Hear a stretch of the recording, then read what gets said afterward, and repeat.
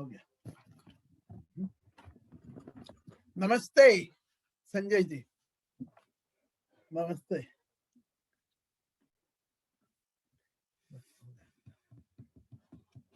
Yes.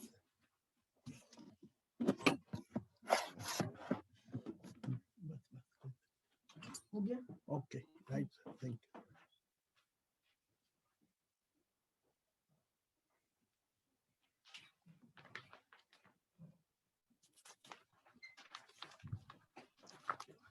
नमस्ते दिलीप भाई। नमस्ते नमस्ते नमस्ते। सब ठीक है? कृपा है ठाकुर की। ओके बस बिल्कुल, राज बंद कर। बढ़िया है, चल रहा है। चल रहा है। हाँ चलना ही चाहिए बस। नहीं, हालत ये है कि हाँ। मेरे को स्कूल और कॉलेज के डेज याद आ गए। हाँ जैसे आर्टिकल आता है तब उसको एक बार पढ़ो, क्वेश्चन समझो, फिर क्वेश्चन निकालो, फिर उसको तैयार करो। तो 2-3 दिन तो इसमें लगी जाते हैं। हाँ ये तो बराबर है। अच्छा है, दैट्स गुड। इस बहाने क्या है कि पढ़ाई हो जाती है, इतनी पढ़ाई हो जाती है। हाँ ये तो बहुत जरूरी है। ये राजकोट वाले भागवत ऑनलाइन कर रहे हैं। हाँ हाँ हाँ बहुत बढ़िया कर रहे हैं, दैट इज वेरी गुड। हाँ हाँ, मैं रोज सुबह 1.5 घंटे की होती है, मैं सुनता हूँ। They have completed 276. Oh very good. Yes, वो बहुत अच्छा बताते हैं, बहुत अच्छा बोल रहे हैं। हाँ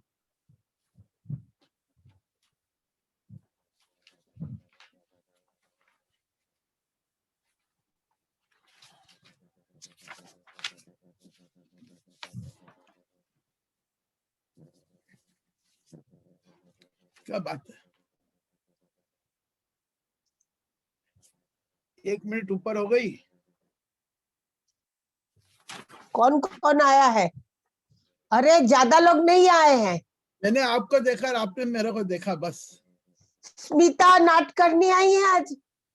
हाँ, दिख रहा है इस पे स्मिता आई। मैं बहुत दिन से उसको खोज रही थी।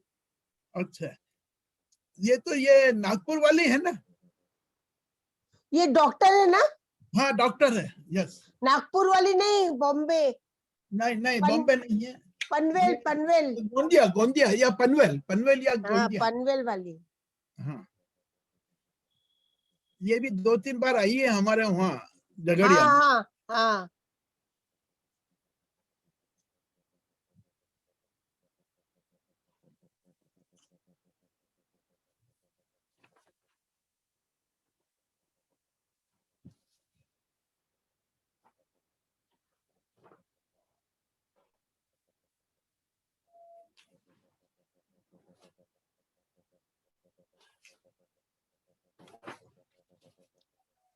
क्या बात है।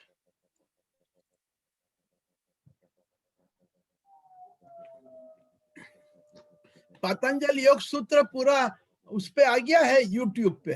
हाँ अच्छा हो गया। हाँ, बहुत बढ़िया हो गया पतंजल योग सूत्र। इट्स वेरी मैंने गुड। अभी सीडी पूरा कंप्लीट किया। अच्छा, आई सी। बहुत दिन पहले से सीडी पड़ा है थे, सुनने हाँ को टाइम नहीं था। जी, तो अभी तो आपने मैंने एक एक करके सुना सब। जी, पर अभी तो ये हालत है कि सीडीज यूजलेस, अब तो पेन ड्राइव और ये यूट्यूब ने सब 12 बजा दी। हाँ मेरे पास महाराज की सब सीडी मैंने 4-5 हजार रुपए की खरीद के रखी थी। अच्छा लोगों अच्छा। को देने के लिए, और उसके लिए नोबडी इज इंटरेस्टेड। हाँ सब परिवर्तन होते जा रहा है, हमको परिवर्तन नहीं होने का है। हमारा परिवर्तन नहीं हो रहा है। हाँ ये इम्पोर्टेंट है। That is, which is very important. प्रणाम महाराज। Namaste, आगे namaste. महाराज। Good morning. Good नमस्ते morning. Good morning. महाराज। Good afternoon. प्रणाम। प्रणाम महाराज। Namaste. Good morning. कौन ज्वाइन किया? प्रणाम महाराज। हाँ नमस्ते। स्वामी जी। प्रणाम, नमस्कार नमस्कार। प्रणाम स्वामी। आज Good. Smita I I will है। join a little later. हाँ? Ma will join at 4 o'clock. Okay. ठीक है. So Subir, we have got your questions. नमस्ते भामरी जी.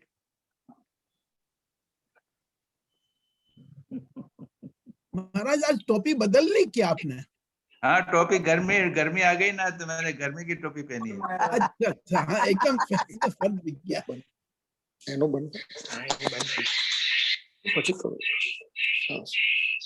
नमस्ते स्वामी जी. नमस्ते. तो शुरू करें क्या? शुरू करें? हाँ जी. तो गिरीश भाई. हाँ जी. हाँ, अब आप, मैं शुरू करता हूँ. ओम सहना भवतु सहनौ भुनक्तु सह वीर्यं करवावहै तेजस्विनावधीतमस्तु मा विद्विषावहै. ओम शांति शांति शांति. हरि ओम. गिरीश भाई. हाँ जी. आप article the marvellous brain of Buddha का समरी बोलेंगे? हाँ जी. अच्छा. प्रणाम स्वामी जी. हाँ. मैं थोड़ा ब्रीफ में ये आर्टिकल के बारे में थोड़ा बात करूंगा. हाँ. स्वामी जी, ये बहुत अच्छा आर्टिकल है. It has a deep meaning. Swami ji ने सेनिटी के बारे में समझाया. स्वास्थ्य मन क्या होता है उसके बारे में समझाते हुए बहुत डिटेल में एनालिसिस करके समझाया है.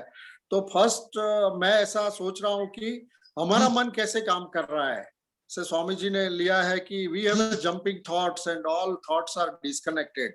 हम एक मोमेंट पे इधर होते हैं, दूसरी मोमेंट पे दूसरी जगह, तीसरी मोमेंट पे तीसरी जगह. और फिर ये तो अच्छा है कि भगवान ने हमको विल और इंटेलेक्ट दिया है, बुद्धि दी है और थोड़ा विल पावर, इच्छा शक्ति दी है. तो उसकी वजह से ये सब बाहर नहीं आता है. अदरवाइज तो कितना मैसअप हो जाता वो हम सोच भी नहीं सकते. तो ये सब हमारी बुद्धि और विल कैसे काम कर रहे हैं, आगे जाते हैं. तो दैट वर्क्स और that is influenced by our sanskar. हमारी एम्बिशंस, डिजायर्स और हमारी पास्ट जो इम्प्रेशंस है, पास्ट संस्कार है, उसके ऊपर ये सब निर्भर करता है, हमारी इंटेलेक्ट और विल. तो उसमें स्वामी जी कह रहे हैं कि ये सब हार्मोनी में, generally it is in harmony और एवरीथिंग वर्क्स इन हार्मोनी. लेकिन कई लोगों में ये मात्रा बहुत, हार्मोनी की मात्रा बहुत कम रहती है. तो वो लोग बाय बर्थ से कई लोगों को कम हार्मोनी होती है, तो दे आर मेंटली डिसेबल्ड.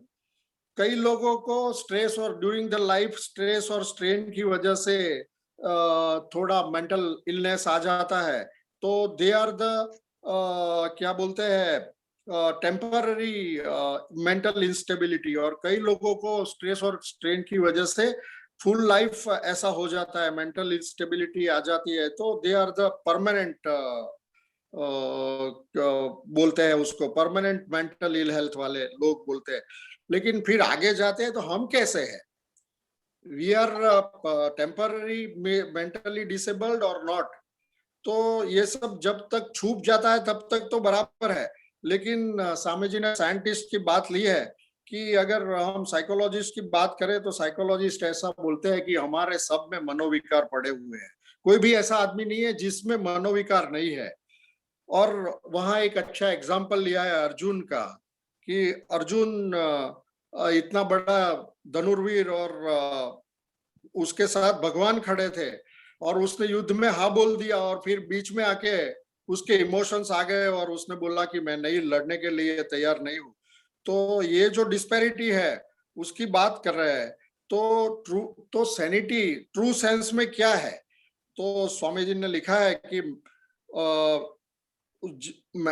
जो आदमी इंटेलेक्चुअल क्लैरिटी मेंटेन करता है, कंप्लीट क्लैरिटी मेंटेन करता है, उसकी समझ है और अपना विल पावर को पावरफुली एक्सरसाइज करता है, तो वो ट्रूली सैन आदमी कहा जाता है. एंड स्वामी विवेकानंद ने फिर बात किया हुआ है कि Buddha was like that, Sen person थे, 100% सेन। और उसमें वो स्वामी जी ने लिखा है कि स्वामी विवेकानंद ने ऐसा बोला कि अगर एक ड्रॉप भी सेनिटी का बुद्धा की तरह अगर मेरे में आ जाए तो it is good for me. तो इतनी बड़ी बात की है, लेकिन ऐसा कैरेक्टर कैसे अचीव किया जाए?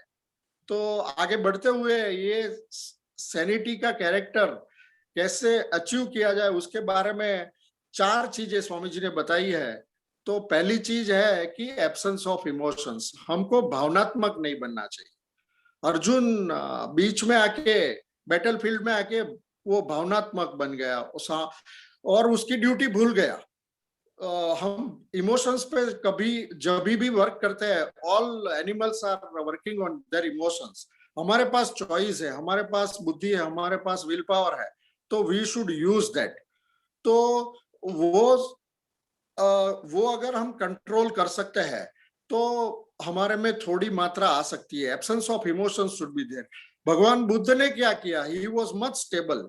तो ये बारे में तो उसमें एक एग्जांपल लिया हुआ है कि उनके 2 डिसाइपल जो मोस्ट फेवर्ड डिसाइपल थे, वो उनकी डेथ हो गई। तो बुद्ध अनस्टेबल नहीं हुए, उन्होंने जो टीचिंग था वो खुद का टीचिंग था, और डिसाइपल जिसको टीचिंग दे रहे थे उनको खुद ने चालू कर दिया कि मैं अभी पढ़ाऊंगा आपको, ये बंद नहीं होने वाला है काम। कभी उनका ओपोनेंट आए, कभी उनको खून की धमकियां मिली, तो उसके सामने ही बिकेम इनरली स्ट्रांग। तो वो इमोशंस पे काम नहीं कर रहे थे।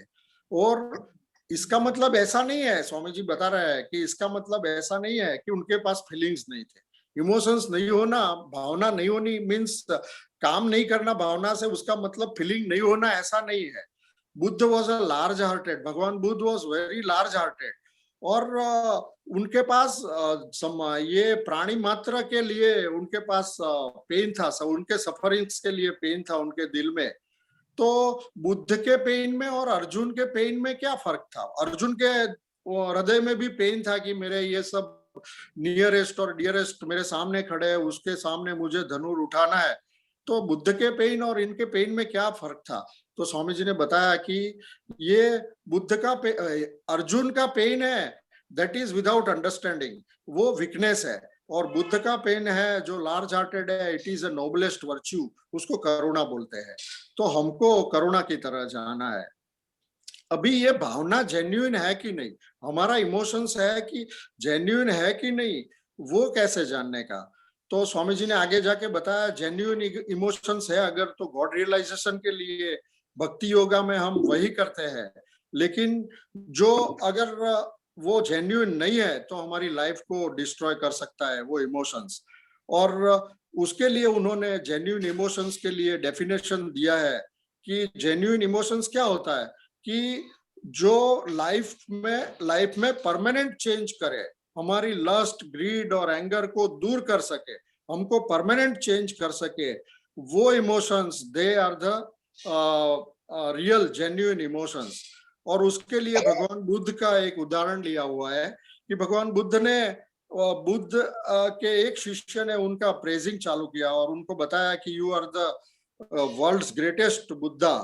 तो उन्होंने बताया, भगवान बुद्ध ने अपने डिसाइपल्स को पूछा कि आप क्या जानते हो कि perfect complete characteristic of Buddha को जानते हो आप?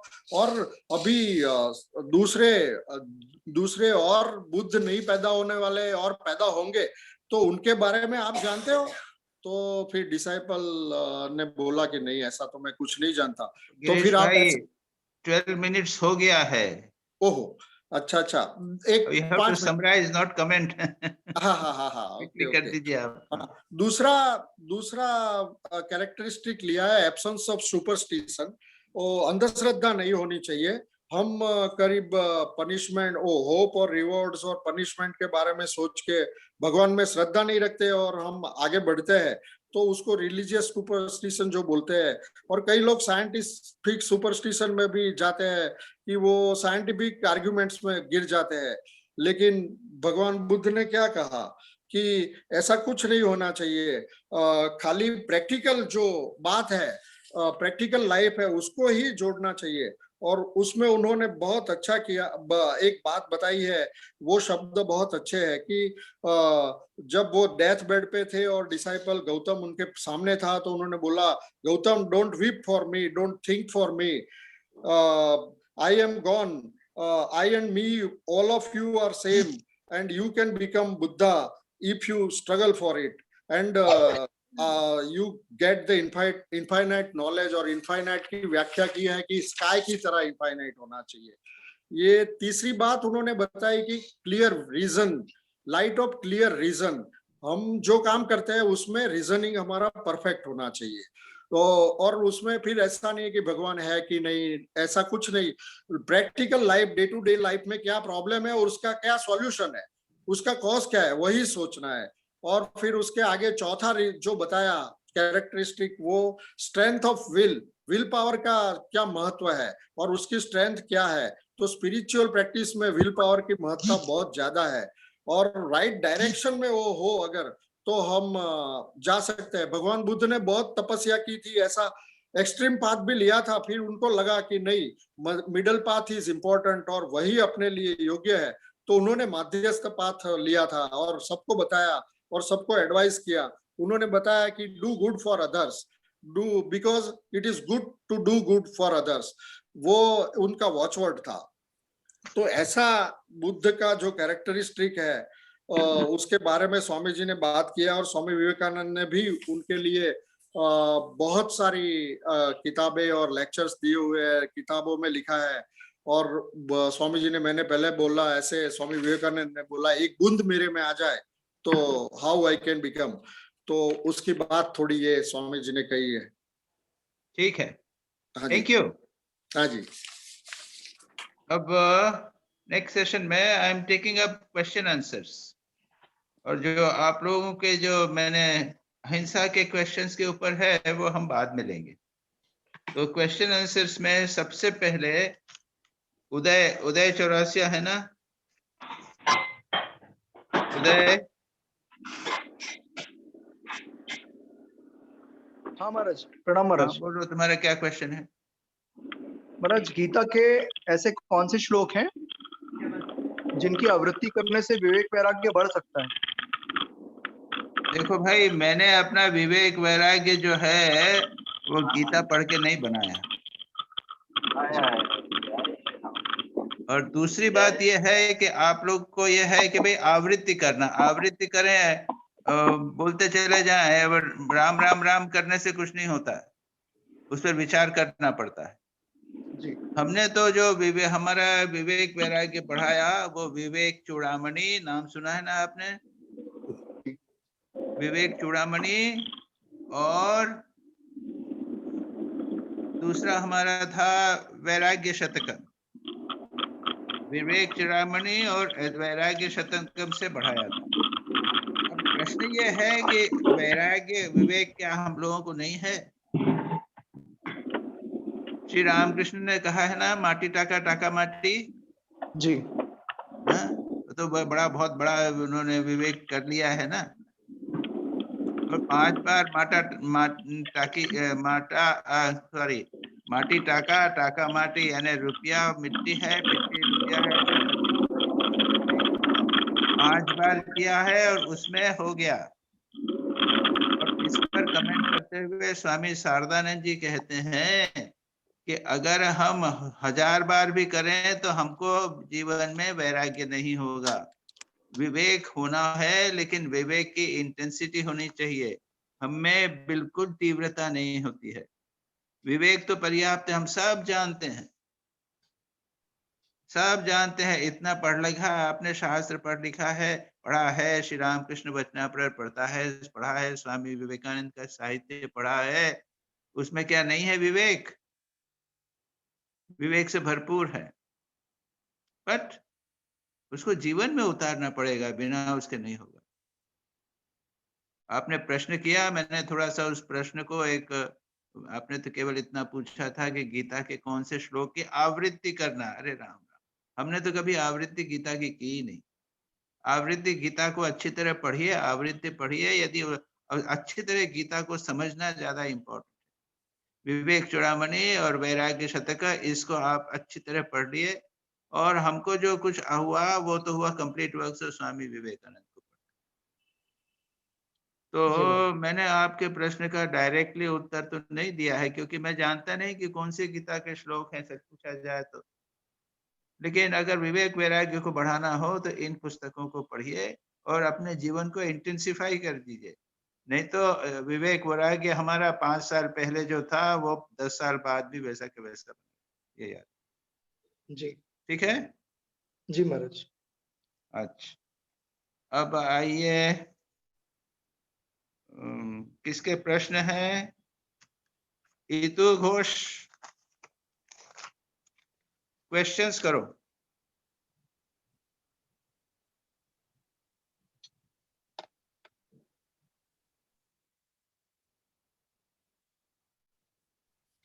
ईतू घोष जी, आप अनम्यूट कर लीजिएगा, मैंने इधर म्यूट किया था लोगों को।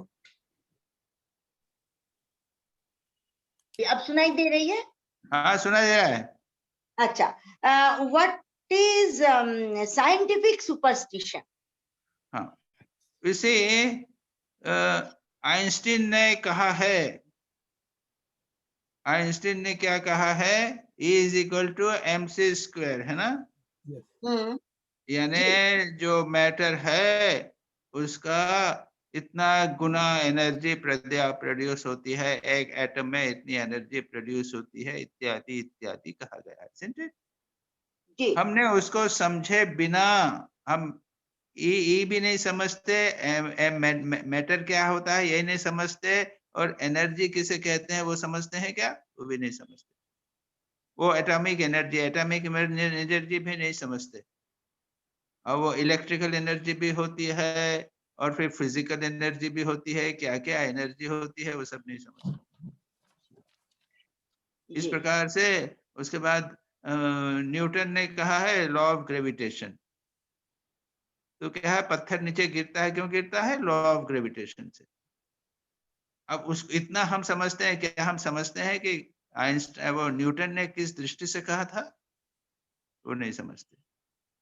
बहुत सारी चीजें हैं, we take it for granted but we don't understand them. Scientifically we don't understand them, we take it for granted. ऐसा करने से ये ऐसा ऐसा होता है, okay, because Newton has told this, because Einstein has told this, because XYZ scientist has told this. Blindly we accept, of course. यदि आप हाथ नहीं धो के और खाना खाओगे तो डायरिया हो जाएगा आपको, इसको मान लिया। ये साइंटिस्ट बोलते हैं कि हाथ के अंदर बैक्टीरिया होते हैं, okay. Now if you accept it, very good, there is no harm in it, but we must understand what is the meaning of it, which we don't do.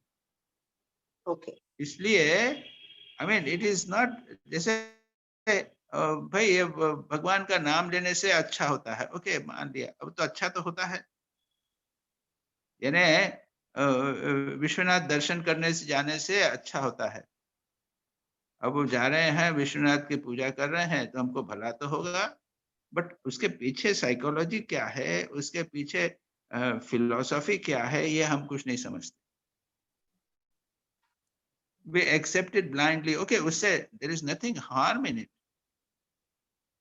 But just as we accept whatever hundreds and thousands of religious superstitions are there, उसी प्रकार से scientific superstition है। स्वामी विवेकानंद क्या कहते थे? ईश्वर है क्या? मेरे को नहीं, मैं जब तक मैं नहीं देखूंगा तब तक मानूंगा नहीं। वो नहीं मानते थे। श्री रामकृष्ण से भी कहा कि आप ईश्वर है बोलिए कि यहाँ है, कि मुझे दिखाइए, मैं देखूंगा तब जानूंगा। श्री रामकृष्ण ने कहा कि भाई मैं जैसा कहूंगा वैसा करना पड़ेगा, ऐसा ऐसा करो, ऐसे ध्यान जप करो, तब भगवान का दर्शन होगा। तो श्री स्वामी विवेकानंद ने किसी भी चीज को लोग कहते थे इसलिए मानते नहीं, ब्लाइंडली नहीं मानते थे, दैट्स द पॉइंट। और ये बात स्वामी विवेकानंद यहाँ पे एम्फसाइज कर रहे हैं। उन्होंने अपने जीवन में यहाँ तक कि श्री रामकृष्ण को ठोक पटक के, है ना, यानी बिल्कुल ठोक के हर एक जगह छोटी छोटी चीज को ठोक के देख के टेस्ट करके और उसके बाद श्री रामकृष्ण और हम अगर श्री स्वामी विवेकानंद को एक्सेप्ट करते हैं, उन्होंने जो कहा है, तो उसके पीछे भाव क्या है कि उन्होंने जो भी चीजों को बोला है उसके पीछे उनका खुद का सत्य का एक्सपीरियंस था, इसलिए उन्होंने बोला, इसलिए हम स्वीकार। ओके जी। और सेकंड क्वेश्चन है, if will power is misdirected it may lead to extremes of self mortification. So please explain this. What is self modification मतलब है अपने को कष्ट देना। जी। जो लोग उपवास करते हैं, जैन लोग तो उपवास करते हैं ना, तो 8 दिन उपवास करते हैं, 1 महीने का उपवास करते हैं, साल भर का उपवास होता है, वर्षिता। कितना ट्रिमेंडस विल पावर चाहिए, जरा सोचो तो ट्रिमेंडस विल पावर का परिणाम क्या हुआ, उसका यूटिलिफिकेशन क्या हुआ, एक्सट्रीम सेल्फ मॉर्टिफिकेशन हुआ। तो will power can be directed in any direction, wrong direction और गुड डायरेक्शन। जो लोग बदमाश लोग होते हैं, जो टेररिस्ट होते हैं, उनकी ट्रिमेंडस विल पावर होती है कि नहीं होती? तो will power can be A cause of lot of suffering for the individual or for the society. That is the point. ये मैंने किस उसमें कहा है, बुद्धिज्म के बुद्धाई का कहा था कि बुद्ध ने सीवियर सेल्फ मॉडिफिकेशन को उसने पसंद नहीं किया, क्योंकि वो खुद पहले उस समय तो जब वो संन्यास लिया, उन्होंने सब छोड़ के चले गए, तो उन्होंने कठोर तपस्या करके स्वयं के बॉडी को एक्सट्रीम सेल्फ मॉडिफिकेशन खुद किया था ना जी। उसके ऊपर मैंने ये कमेंट किया है कि don't go to the extreme. Thakur विशेषकर हम लोग जो श्री रामकृष्ण को मानते हैं, एक्सट्रीम सेल्फ मॉडिफिकेशन को वो हम पसंद नहीं। थोड़ी तपस्या अवश्य होनी चाहिए, और विल पावर के बिना तो कुछ भी आध्यात्मिक जीवन में भी कुछ पाया नहीं जा सकता। ठीक है, ठीक है, ठीक, बस यही 2 प्रश्न है। महाराज इसको सप्लीमेंट करना है। हाँ। कि ठाकुर ने लाटू महाराज को भी कहा था कि रात भर सोना नहीं, तो वो भी तो फिर तपस्या थी बिल्कुल हाईएस्ट लेवल की। हाईएस्ट लेवल के रात को तपस्या, श्री रामकृष्ण तो 6 साल नहीं सोए थे। नहीं, अभी आपने बताया कि we should go on a mediocre. हाँ, ठीक है, ठीक है, ठीक है। जहां तक हम लोगों का प्रश्न है, हमको इस एक्सट्रीम पे नहीं जाना है। हम लाटू महाराज नहीं बन सकते, हम श्री रामकृष्ण नहीं बन सकते। श्री रामकृष्ण तो खाना का ही भरोसा नहीं था और सोने का ही भरोसा नहीं था, वर्षों तक हम लोग नहीं कर सकते। हम में वो क्षमता नहीं है और हम में अधिकारी नहीं है। और उन्होंने देखा था कि ये जो लड़का है ये कर सकेगा, उसको देख के किया था। आपका पॉइंट बहुत ही अच्छा पॉइंट आपने रेज किया, एक्सीलेंट। ये एक एक्सेप्शन है, ये कह सकते हैं, लेकिन रूल हमारे लिए नहीं। ठीक है महाराज, यहाँ पे सप्लीमेंट एक और कर लें मेरे टर्न के पहले, आउट ऑफ टर्न। मैंने भी ये साइंटिफिक सुपरस्टिशंस पे ही सवाल किया हुआ है। तो इसका अर्थ ये हुआ कि हमने हर चीज को ठोक बजाने के बाद ही एक्सेप्ट करना चाहिए, ये इस आर्टिकल का कहना है क्या?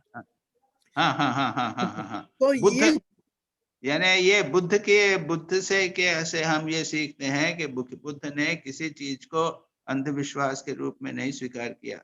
और इसी बात को मैंने स्वामी विवेकानंद की तरफ से कोट किया है, ये ना, साइंटिफिक सुपरस्टिशन जो है ये स्वामी विवेकानंद कहते थे, और इसलिए वो सब चीजों को ठोक बजाई करते थे।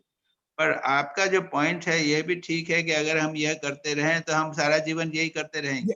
That is my question there. ना, बिल्कुल करेक्ट बात आप कहते हैं। हमको किसी न किसी को चीज को तो मांग के चलना पड़ेगा। बिल्कुल ठीक बात किया, that is very true. Buddha की बात छोड़ दीजिए, और बुद्ध को भी तो उसके लिए सफर करना पड़ा था, कठोर तपस्या करके, और उसके बाद में उन्होंने कहा कि नहीं ये मेरे लिए नहीं है। एक सच पूछा जाए तो स्वयं उनके जीवन में एक मिस्टेक, गलती जैसी हुई तो थी, यानी इतना कठोर तपस्या किया और उसके बाद में वो बेहोश से हो गए, कुछ मिला नहीं। उसके बाद उन्होंने मध्यम मार्ग ढूंढा, तो उनके जीवन में भी तो ये एक प्रकार की दुर्घटना हुई थी। तो आपने बिल्कुल पॉइंट करेक्ट यूज किया है कि साइंटिफिक सुपरस्टिशन भी जो है, तो अगर हम सावधान रहते हैं तो बड़ा मुश्किल होगा। तो भाई हम मान लेते हैं भाई क्या श्री रामकृष्ण ने ये बात कही है, स्वामी विवेकानंद ने ये बात कही, मैं स्वीकार करता हूं। अब मैं उसको लेकर झगड़ा नहीं करूंगा, मेरा समय बर्बाद नहीं करूंगा। जी, ये कि यही बात होती है रिलीजियस सुपरस्टिशन के लिए। पहले हम ढूंढने कैसे जाएंगे कि हमको भगवान का नाम लेंगे या जप करेंगे तो मोक्ष मिलेगा, जब तक उसको देखेंगे नहीं तब तक नहीं मानना चाहिए। इसका अर्थ ये हुआ। अब कहाँ देखोगे? अब तो श्री रामकृष्ण के अंदर तो है। अब ये तो मानना पड़ेगा कि नहीं, हमारे सामने आना चाहिए कोई आदमी। ये हमारे सामने जब तक नहीं आएगा हम नहीं मानेंगे। अरे इतने सारे लोगों ने, हजारों लोगों ने भगवान का नाम जप और ध्यान करके दर्शन किया है। इससे ये तो आपको सिद्ध हो जाता है कि ये भगवान का नाम लेने से दर्शन होता है, भगवान के दर्शन होते हैं और भगवान का नाम लेने से दर्शन होते हैं, क्योंकि इसके पीछे प्रमाण है। तो प्रत्येक वस्तु के लिए प्रत्येक व्यक्ति अगर प्रमाण खोजने लगे तो कुछ नहीं मिलेगा उसको। ये ध्यान रखें। जी जी महाराज, धन्यवाद। अच्छा, इसके बाद में कौन है? के कुंडू के, उन्होंने कमेंट दिया था, वो यहाँ पे है नहीं, इस बार ज्वाइन नहीं कर सके हैं, मैं पढ़ देता हूँ। वो कहते हैं कि स्वामी विवेकानंद ने बुद्ध को एक सेन माइंड यानी शुद्ध अपने स्वस्थ मन का एक मानो प्रतीक माना है, लेकिन दूसरी जगह वे कहते हैं कि हमें शंकर की बुद्धि, बुद्ध का हृदय और इस्लाम का शरीर, इसका कॉम्बिनेशन चाहिए। स्वामी विवेकानंद ने एक आदर्श व्यक्ति को हो या आदर्श समाज को कहना चाहिए तो हमारे को में बुद्ध का हृदय, विशाल हृदयता होनी चाहिए, शंकराचार्य की बुद्धि होनी चाहिए, और इस्लाम में वो लोग क्या है कि शरीर को, यानी वो लोग ये फिलोसफी वगैरह में ज्यादा नहीं जाते हैं, एक साथ संघबद्ध होके रहते हैं, एक दूसरे के ब्रदरहुड ऑफ इस्लाम, ये उसको कॉम्बिनेशन की बात स्वामी विवेकानंद नहीं कही थी। अरे स्वामी विवेकानंद अलग अलग चीजें अलग अलग ढंग से अलग अलग स्थानों पे कही है, तो ये उन्होंने ऐसे ही कमेंट किया है, तो इसमें कोई दो बातें नहीं है। बुद्ध ने एक जगह उन्होंने बुद्धि के मस्तिष्क की बात कही है, दूसरी जगह उन्होंने बुद्ध के हृदय की, विशाल हृदय की बात कही। दूसरा प्रश्न था कि how do you compare between Buddha and Shankar, Shankaracharya और बुद्ध में तुलना कैसे करना? तब देखो भाई, तुलना बुद्ध जो है उसने इंटेलेक्चुअल इनमें उसमें नहीं गए थे। बुद्ध जो है, शंकराचार्य जो है वो इंटेलेक्चुअलिज्म में थे, उच्चतम बौद्धिकता, इंटेलेक्चुअल, यानी इतने शास्त्र लिखे हैं, इतने लोगों को उन्होंने आर्गुमेंट में परास्त किया है, इत्यादि इत्यादि। तो शंकराचार्य को आप ये लगते होते विशाल इंटेलेक्ट बुद्ध, और बुद्ध है ये विशाल हृदय। फिर कहा, पूछा है कि हाउ इज निर्वाण ऑफ बुद्धा, निर्वाण of Buddhism is different from realization of ब्रह्म ज्ञान। ब्रह्म ज्ञान और बुद्धिज्म का निर्वाण, भगवान बुद्ध में जो कहा ना निर्वाण, तो भाई कहते हैं कि निर्वाण में क्या रहता है? कुछ नहीं रहता है, शून्य रहता है। और ब्रह्म ज्ञान होता है, वहां पे क्या रहता है? ब्रह्म रहता है। तो इतना आप समझ लो भाई, ये इतनी ऊंची स्थिति है, जब तक अनुभूति नहीं होगी तब तक पता नहीं। निर्वाण में कुछ होता रहता है कि नहीं रहता है, नहीं जानते। ब्रह्म ज्ञान में कहते हैं कि अहम ब्रह्मास्मि, एक केवल ब्रह्म ही सर्वत्र रहता है, ये एक्सपीरियंस होता है। तो ये दो डिफरेंस की बात करते हैं, इससे अधिक और कुछ नहीं। अच्छा, अब तीसरा प्रश्न दिलीप भाई आप ले लीजिए। जी, आपका एक क्वेश्चन तो हो गया। हाँ, पहले क्वेश्चन हो गया मेरा। How emotions can make permanent changes in life and give strength to overcome lust, greed and anger? क्या हुआ प्रश्न? फिर से पूछो। How emotions can make permanent changes in life and give strength to overcome lust, greed and anger? Emotion से ये कैसे हो? ये तो हमने कहा नहीं, इमोशन ही तो इमोशन प्रोड्यूस करते हैं, लस्ट, ग्रीड, एंगर। एग्जैक्टली जी, और मैंने इसका उल्टा पूछा है। 1 मिनट।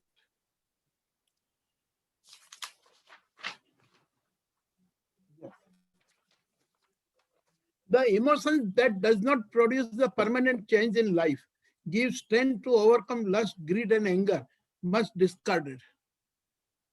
नहीं तो क्या है? Which does not? जी. फिर से पढ़िए. The emotionalism that does not produce a permanent change in life. That is what emotionalism does not produce a change, permanent change in life. Ji. Emotionalism से permanent change life में नहीं होगा, ये मतलब है. So we have to live emotionalism in life. हाँ, यही तो स्वामी विवेकानंद बार बार कहते हैं. बुद्ध में इमोशंस नहीं थे.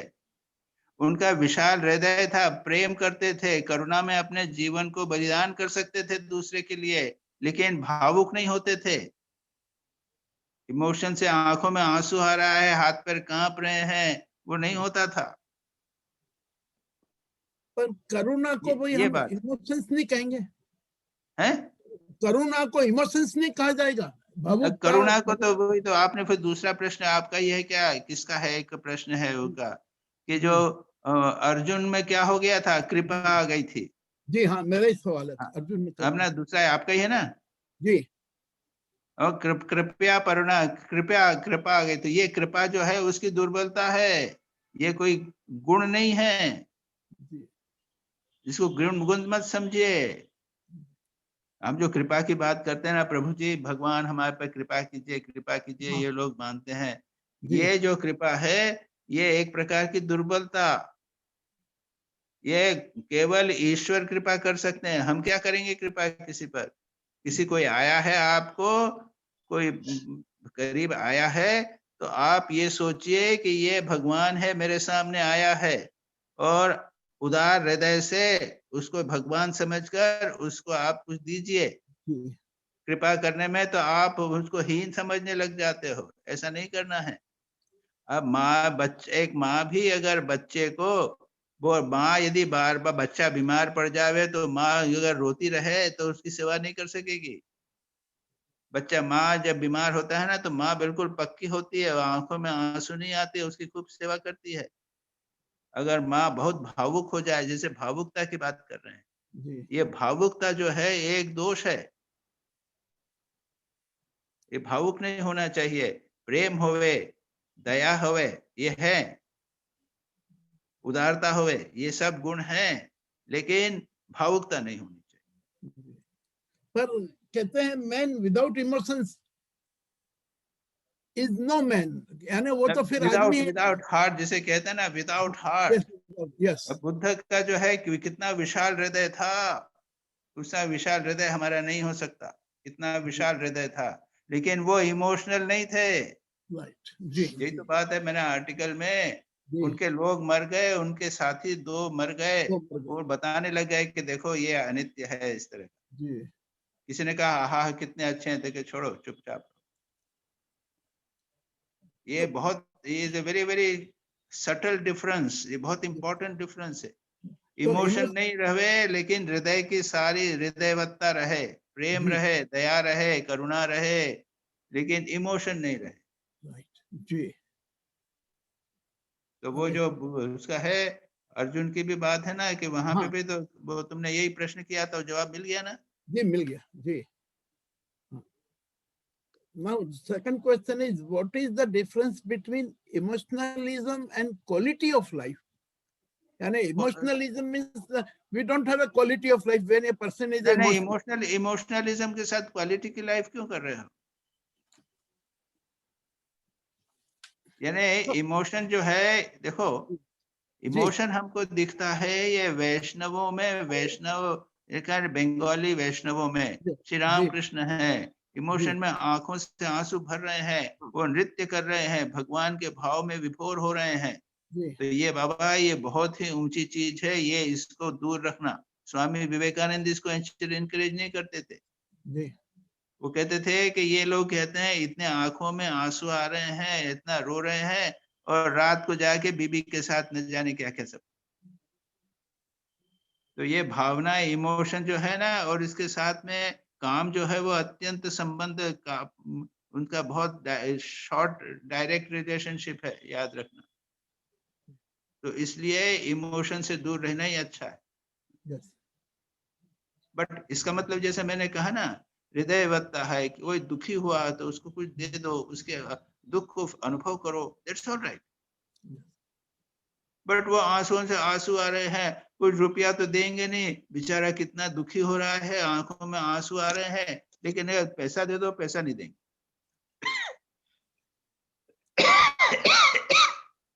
महाराज भक्ति भाव में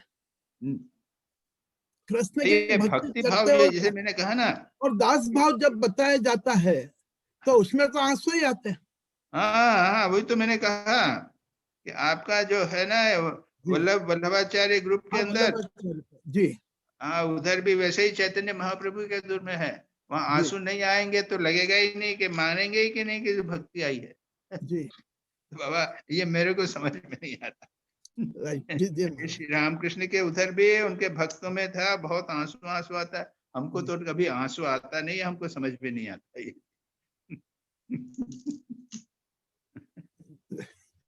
जी, now next question. What is the intellectual clarity? Intellectual clarity. Intellectual Clarity. बौद्धिक दृष्टि से किसी चीज को अच्छी तरह समझ लेना। जी जी जी। जैसे अभी बात कर रहे हैं हम, हाँ तो बुद्धि से, विचार से हम आपको समझा रहे हैं, आपको बात समझ में आ रही है, जी समझे ना? राइट जी। फिर कोई प्रश्न उठा के नहीं ये चीज समझ में नहीं आई, फिर से समझाइए, फिर हम समझा रहे हैं, तो ये जो है ये सबको intellectual credit. Right. Some psychologist says there is nothing like a normal man, and that every man has some or the other mental aberrations. How it is? We say the meaning. Some psychologist says there is nothing like a normal man, and that every man has some or the other mental aberrations. कुछ psychologist तो बोलते हैं कि normal आदमी जैसी कोई चीज नहीं है। जी हाँ, that is. सभी में कोई ना कोई गड़बड़ होती है। अब ये होती है, मानने दो, उनको मानना है तो मानने दो। सच पूछा जाए तो वो कहते हैं अगर कोई नॉर्मल मैन मिल गया तो हम उसमें से भी एक कॉम्प्लेक्स निकाल देंगे। ऐसा बोलते हैं। तो ये उन लोगों का मतवाद मॉडर्न मतवाद है। नॉर्मल किसे कहेंगे? तो प्रश्न ये है ना कि नॉर्मल किसे कहेंगे? हाँ, अरे श्री रामकृष्ण जैसे व्यक्ति थे, उससे श्रेष्ठ आदमी क्या हो सकता है? लेकिन वो तो नंगे रहते थे, तो बोलेंगे क्या बोलेंगे हम, ये भी तो एबनॉर्मल आदमी है। नॉर्मलिटी क्या है ये बताइए? नॉर्मल किसे कहेंगे ये भी तो कहना मुश्किल है ना। जिसके पास दो जोड़ी जूते हैं, कपड़े हैं, उसको नॉर्मल कहोगे? या एक सन्यासी, एक लंगोटी वाला है, उसको नॉर्मल कहोगे? जिसके पास एक छोटा सा फ्लैट में रहता है उसको मानोगे, आइडियल मानोगे? या बड़े पैलेस वाले को मानोगे? नॉर्मल किसे मानोगे? नॉर्मलिटी की परिभाषा करना बहुत मुश्किल है, बाहरी दृष्टि से, सांसारिक दृष्टि से भी और मानसिक दृष्टि इत्यादि से भी। तो इसलिए हम लोग किसी न किसी प्रकार के, यानी प्रत्येक का किसी न कुछ कोई ऐप तो रहता है, उसको क्यों महत्व देना? महत्व नहीं देना। भगवान में मन लगे, ये हम लोगों का उद्देश्य है। अच्छा, जो भगवान में पूर्ण मन लगा था, that also becomes abnormal then. हाँ, उनका है, वो भी तो एबनॉर्मल हो जाता है जब पूरा समय वो संसार की दृष्टि से एबनॉर्मल हो जाता है। और उसको संसार लगता है कि संसारी लोग जो हैं वो सब एबनॉर्मल हैं। उसको लगता है कि संसारी लोग सब abnormal. Next question, no emotionalism, that great brain never was superstitious. What is the meaning of this? Kindly elaborate. No emotionalism. ये तो उसका बुद्ध के बारे में वर्णन है ना। हाँ, that great brain. उसमें ये स्वामी विवेकानंद ने कहा कि उसमें इमोशनलिज्म नहीं था और उनके जीवन में अंधविश्वास किसी भी प्रकार का नहीं था। मैंने किसी ने कहा है कि आप ये करो, मैं नहीं मानता है, वो बात डिस्कस हो गया ना, सुपरस्टिशन के बारे में सारी बात हो गई, साइंटिफिक सुपरस्टिशन, रिलीजियस सुपरस्टिशन। जी, अब एक है, हम जितने ही पशु पक्षियों के निकट होते हैं उतने ही हम भावनाओं के नर्क में रहते हैं। ये आत्म प्रवचना है। यानी हम जितने भी पशुओं के स्तर पर, नीचे के स्तर पर रहेंगे ना, ये जो पशु लोग हैं ना, हाँ, देखो क्या स्तर होता है। एक तो होता है बुद्धि का स्तर, इंटेलेक्ट का, जी, विचार का स्तर। उसके नीचे ब्रेन में हमारा इमोशन का स्तर होता है। हाँ, तीसरा होता है इंस्टिंक्ट का स्तर। इंस्टिंक्ट का स्तर यानी हमारे खाना है तो भूख लगी है तो खाना ही पड़ेगा, जी, तो ये इस स्तर पे आ गए। चौथा होता है रिफ्लेक्स एक्शन का स्तर। जरा सा हमारे हाथ में सुई लगी तो अपना हाथ बिना सोचे ही हटने लग जाएगा। तो ये हमारे जीवन में ये विभिन्न प्रकार के स्तर हैं। जी, और पशु लोग जो हैं वे लोग किस स्तर पर रहते हैं? इंस्टिंक्ट के स्तर पर। यस, खाना लग गया, खाना खा लिया, भूख लगी, खाना खा लिया, खत्म हो गया। उसके बाद में वो चिंता नहीं करेंगे। उसके बाद में उसको काम की बात हो गई तो वो काम कर लेंगे। तो जितने हम पशु, जब इंटेलेक्ट के लेवल, अब हम यदि इंस्टिंक्ट के लेवल पे रहेंगे, भावना के लेवल पे रहेंगे, उतने हम पशुओं के स्तर पर निकट रहेंगे। तो ये दैट इज द पॉइंट। हमें हायर यानी इंटेलेक्ट, बुद्धि के स्तर पर जितने जाएंगे, हम पशुओं के से हम दूर जाएंगे। पशु जो है वो केवल इंस्टिंक्ट के लेवल पे रहते हैं ना, भावना और इंस्टिंक्ट, बस। यहाँ आप ये बता रहे हैं जो मैं समझा कि भावनाओं के स्तर पर रहने पे, भावनाओं के स्तर पर न रहते हुए पशु पक्षियां सिर्फ इंस्टिंक्ट के लेवल पे रहती है और मनुष्य भावनाओं के लेवल पे रहता है। मनुष्य जो है वो निम्न प्रकार का मनुष्य भावनाओं के स्तर पर रहता है, उच्च प्रकार का मनुष्य जो है वो बौद्धिक स्तर पर रहता है। ओके जी, अच्छा, तो भावनाओं के स्तर से भी ऊपर जाएंगे तो बौद्धिक स्तर पे हम जाएंगे, और जब बौद्धिक स्तर पे जाएंगे तो हमने हर एक चीज में डाउट करना चाहिए ना। ना, ये तो विचार के स्तर पे आते हैं ना। इसका मतलब ये नहीं कि हर एक वस्तु को डाउट करना है। बुद्धि के अपने अब भावनाओं से हम सचलित परिचलित नहीं होते, हम अपने दिमाग से सोच समझ के काम करते हैं, ये ऐसा कहने का। जी महाराज, दैट्स ऑल। अच्छा, अब किसके प्रश्न हैं? ईतू का हो गया, चंदन का हो के, कुंडू का हो गया, दिलीप भाई के हो गए प्रश्न। और किसके प्रश्न हैं अभी? मजुमदार, अपने सुबीर मेरा एक प्रश्न है महाराज। वेट। हाँ महाराज जी, ये प्रश्न एक्चुअली श्रीमाई मुखर्जी मेरी नीस है, उसके तरफ से है। तो किसका है? माई नीस जो। अच्छा, हाँ ठीक है। तो 3 सवाल हैं।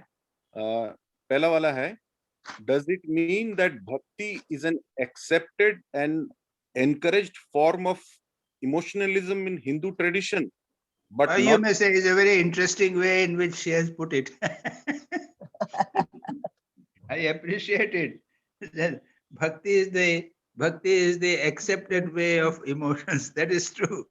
It's very nicely she has put it, and you may take it. Sublimation of भक्ति, भक्ति जो है उसके बिना तो रह नहीं सकते ना। स्वामी विवेकानंद यहाँ पे इमोशनलिज्म को कम कर रहे हैं और उसके बदले वो इंटेलेक्ट को ज्यादा इंपॉर्टेंस दे रहे हैं। लेकिन इमोशनलिज्म, जैसे उसने यहाँ पे ये जिसने ये कमेंट किया है, ये बहुत अच्छा किया है। इमोशनलिज्म को accepted way of emotionalism is bhakti. In a way it is true. I mean, जब आप वहां जाएंगे ना, आप वैष्णविज्म में जाओगे और चैतन्य महाप्रभु का गौड़ीय संप्रदाय वगैरह, तो वो तो इमोशन को लेकर ही है ना। भक्ति, जितना भी भक्ति योग है वो तो इमोशन को लेकर। यहाँ पर इस आर्टिकल में स्वामी विवेकानंद बुद्ध की बात कर रहे हैं, याद रखिए। और इसलिए वो कह रहे हैं कि बुद्ध ने इमोशनलिज्म के साथ जो समस्याएं होती हैं उसको दूर करने के लिए इमोशनलिज्म से दूर रहे वो, उन्होंने प्रेम, दया, करुणा इत्यादि को स्वीकार किया। लेकिन जब आप इसमें आते हो वैष्णविज्म में, भक्ति में, तो हर way of telling, putting it is very beautiful. ठीक है जी महाराज। You can read out again. हाँ, रीड द क्वेश्चन अगेन। हाँ, does it mean that bhakti is an accepted and encouraged form of emotionalism in Hindu tradition, but not for a Buddhist? Yes, that is true. That is true. That is true. And Hindu tradition may be only Vaishnavism. She has joined, Maharaj. She's listening also. Okay, my second question is from her. Why does Buddha not accept God? Because he found that it is not necessary. Because he found it is not necessary to accept God. When someone is asked, is there a God? Say, have I told there is a God?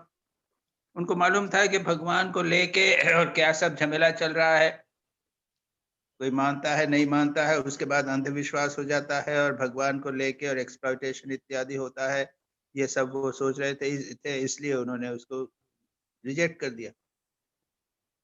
Frankly speaking, he never accepted God. And what is the harm? Jainism also does not accept God. Yes. Right, Maharaj. वहां पे एक वो मानते हैं तीर्थंकर means every soul it struggles and becomes high, evolved, realization, but is there's not necessary to accept God. Okay. Right, Maharaj.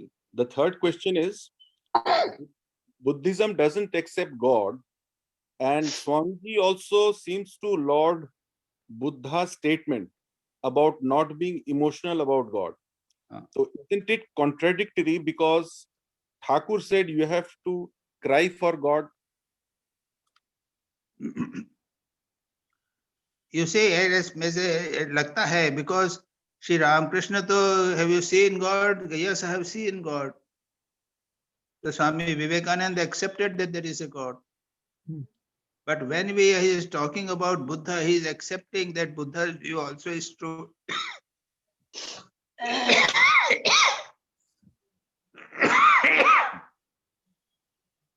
So philosophically, there could be various views.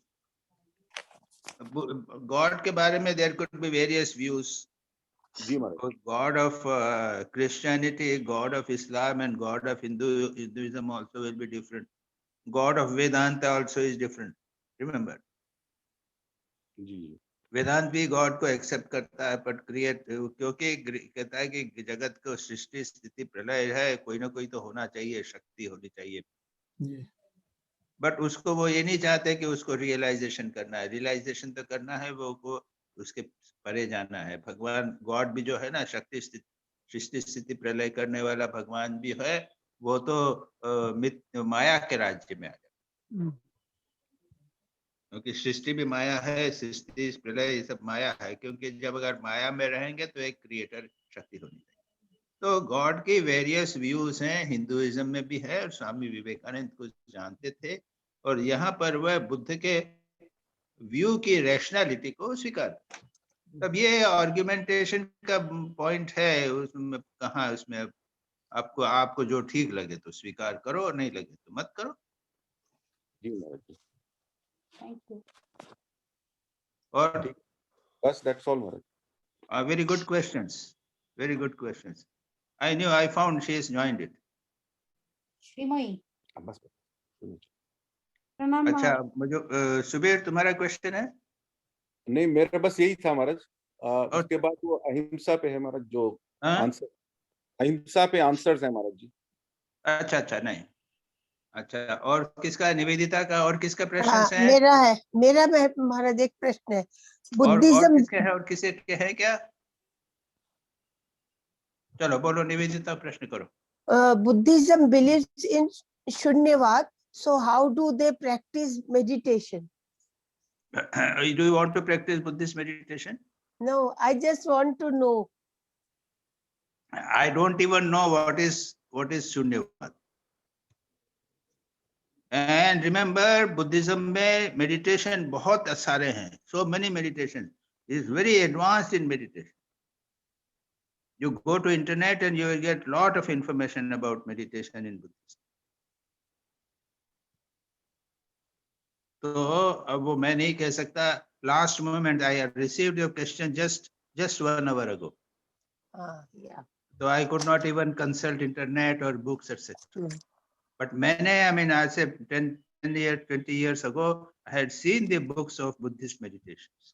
That's why I can say that there are Buddhist meditations. Next. Okay. That's all. Okay. Any other questions? महाराज सवाल अहिंसा पे एक question है महाराज. हाँ, बोलो किसका? Mahatma Gandhi हाँ, has हाँ. taught us ahimsa and satyagraha. Satyagraha is silently protesting. But we see this has become a greatest issue nowadays. After tolerating and practicing ahimsa, suddenly they become very violent and destroy all government vehicles and properties. What is the solution? I am not a politician. How can I know the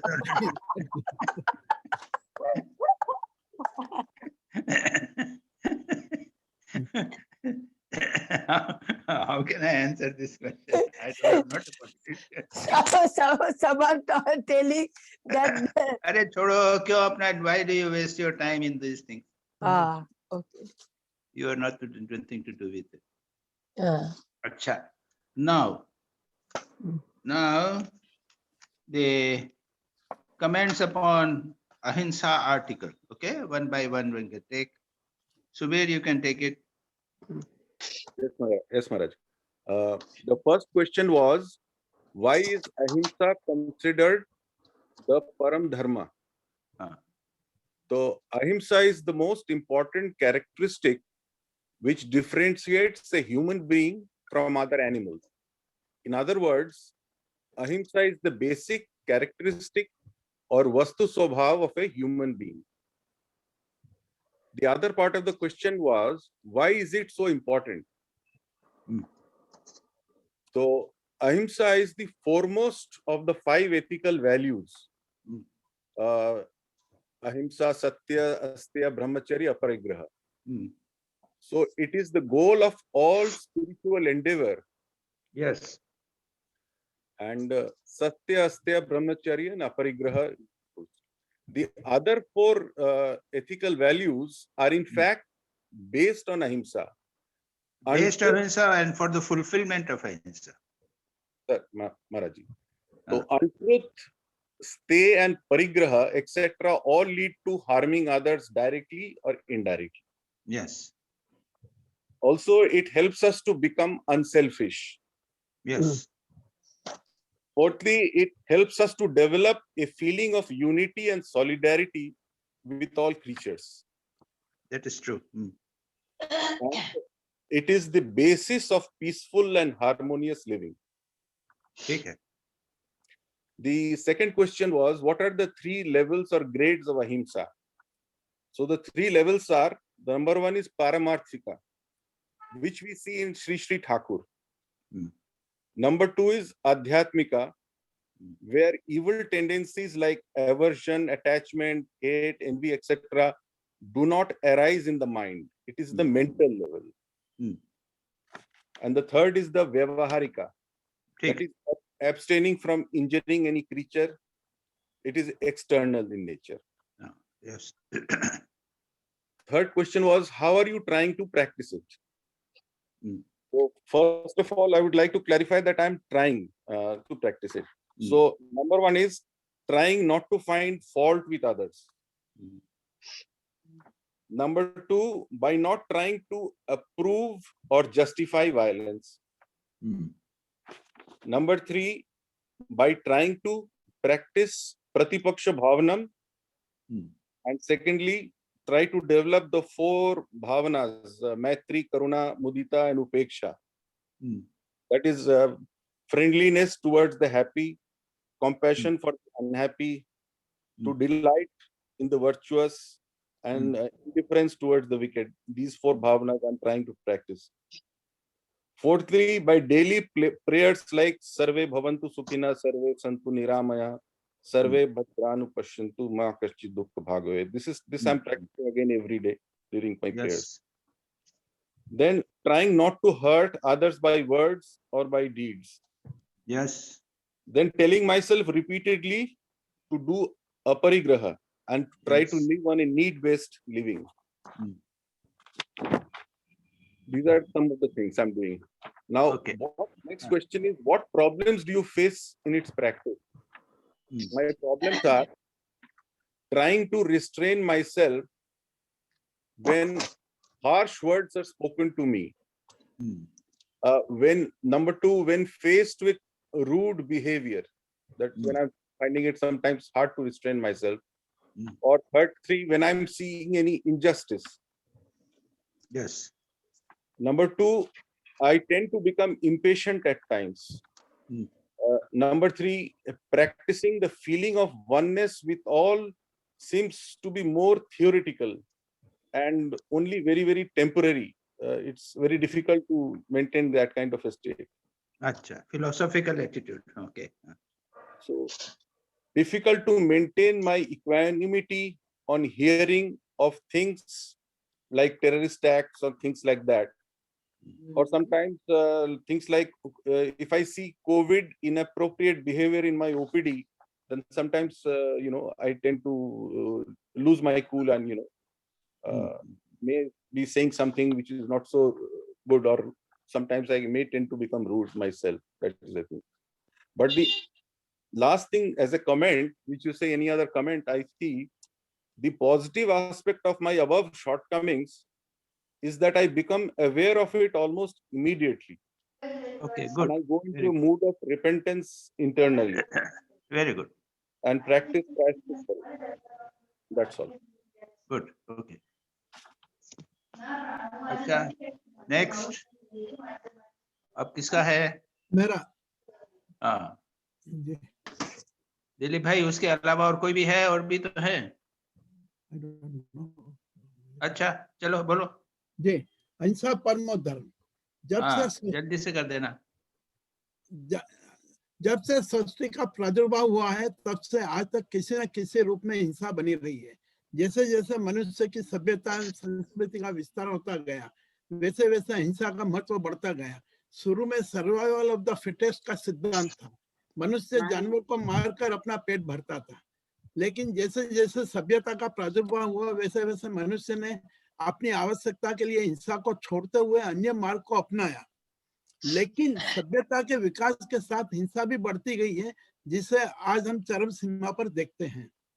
आज से 2000 वर्ष पूर्व भारत में हिंसा पर समाज की रचना के लिए दो महत्वपूर्ण प्रयोग हुए हैं. एक जैन धर्म में भगवान महावीर द्वारा, और दूसरा सम्राट अशोक ने बौद्ध धर्म को अंगीकार कर अहिंसा की स्थापना की. वर्तमान में रामकृष्ण देव एवं महात्मा गांधी ने भी अहिंसा को महत्व दिया है. महात्मा गांधी का संपूर्ण जीवन एवं रामकृष्ण देव का संपूर्ण जीवन अहिंसा पर आधारित रहा है. सत्य अहिंसा का एक सबसे बड़ा हथियार है. पतंजलि योग सूत्र में महर्षि पतंजलि ने 5 यमों में से सबसे महत्वपूर्ण एवं प्रथम अहिंसा को महत्वपूर्ण बताया है. अहिंसा के 3 स्तर है: पारमार्थिक, मानसिक एवं शारीरिक. पारमार्थिक अहिंसा लक्ष्य है एवं मानसिक और शारीरिक अहिंसा उन लक्ष्य को प्राप्त करने के उपाय है. इन उपायों में मानसिक अहिंसा या भाव अहिंसा शारीरिक या द्रव्य अहिंसा से अधिक महत्वपूर्ण है, क्योंकि मन से अहिंसक अथवा शांत हुए बिना बाह्य जीवन में हिंसा का सम्यक त्याग संभव नहीं है. अहिंसा की स्थापना के बिना किसी भी प्रकार से धर्म की स्थापना असंभव है और धार्मिक जीवन भी असंभव है. बिना धर्म के मनुष्य सुखी नहीं हो सकता. यदि मनुष्य जीवन को सार्थक बनाना है और ईश्वर प्राप्ति का लक्ष्य प्राप्त करना हो, तो अहिंसा को अपनाना होगा और अहिंसा को परम धर्म समझना होगा. हिंसा का अर्थ नेति, नेति के बाद जो बचे वही अहिंसा है. ये मत करो, ये मत करो, किसी का दिल मत दुखाओ, किसी को शारीरिक मानसिक कष्ट न दो, किसी से को छीनो नहीं. तो ये सब नहीं करोगे तो जो बचेगा वो अहिंसा बचेगी. अच्छा, ये आपकी बढ़िया परिभाषा है.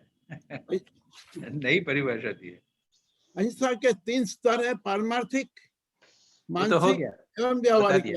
अहिंसा के लिए सुखी के प्रति मित्र भाव होना चाहिए, दुखी के प्रति करुणा भाव होना चाहिए, पुण्य आत्मा के प्रति प्रसन्नता का भाव होना चाहिए एवं अपुण्य आत्मा के प्रति उपेक्षा का भाव होना चाहिए.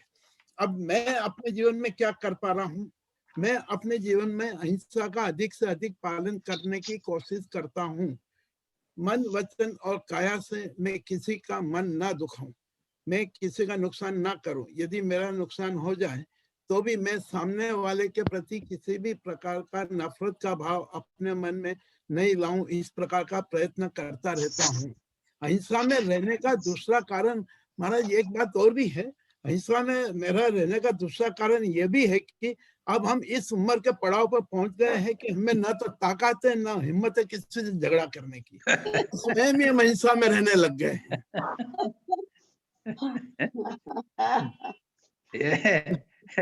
बाध्य होके हाँ क्या है वो एक ना, ये नहीं, beggars are not choosers, beggars are not choosers, हमारे पास कोई रास्ता ही नहीं बचा। अहिंसा का पालन करने में काफी कठिनाई आती है क्योंकि सामने वाला ये समझता है कि मैं कमजोर हूँ, मैं गलत हूँ, इसलिए शाब्दिक रूप से या शारीरिक रूप से जवाब हम नहीं दे पाते हैं। ठीक है, बस, धन्यवाद। ये ओके, जी। और कौन है? निवेदिता है, और कोई है? और किसने लिखा है ना और कुछ? निवेदिता पढ़ो, निवेदिता। संजय, निवेदिता को कनेक्ट करो। निवेदिता एक बार अनम्यूट करिए। मैं my practice of ahimsa, with God's grace, I have got a goodwill for others from the beginning. Due to that, I make friends very easily. Second is, with my Guru's grace, I do not have any envy or hatred towards the anybody, even that other persons has hurted me, so I can easily forgive others and forget their bad behavior. So whenever with mother's advice, I try not to see faults in others. I remember how we used to get pleasure to discuss others previously. Fourth is, whenever misery comes, previously I used to take help of others and wanted outside help, but now I only pray to Thakur and Ma and pray to them, and surprisingly, they are so close to us and they listen to us, and we get tremendous power from them to bear the misery. Whenever I hurt others, I analyze myself where I did go wrong. I feel sad if I hurt others. I see someone hurting others by harsh words, especially the servant, then I feel very bad, very sad. These are the practice. Okay. Anyone else? और किसी ने कुछ किया है? Maharaj, one more thing is there. Yes. In Gita 13th chapter, one nice slok is there. Gita 13 chapter 28 slok. So that I am daily. बोलो. Samam sarveshu bhuteshu tishtantam parameshwaram vinashyat avinashyantam yah pashyati sapashyati. Very good. Very good. Very good. So the body, yeah. So that I am daily I'm meditating. Very good. Very good. और कोई comments? और कोई अहिंसा के संबंध में? Rita, anything? No. No. Yes, Swamiji. बोलो. But this is regarding tapas, austerity. Hello. No, talking of tapa, yeah, our ahimsa के ऊपर, and if you have got, you can speak. No?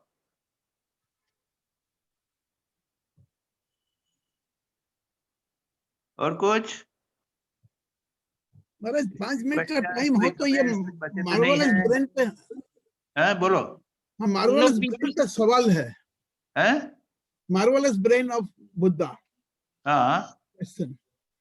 किसका सवाल है?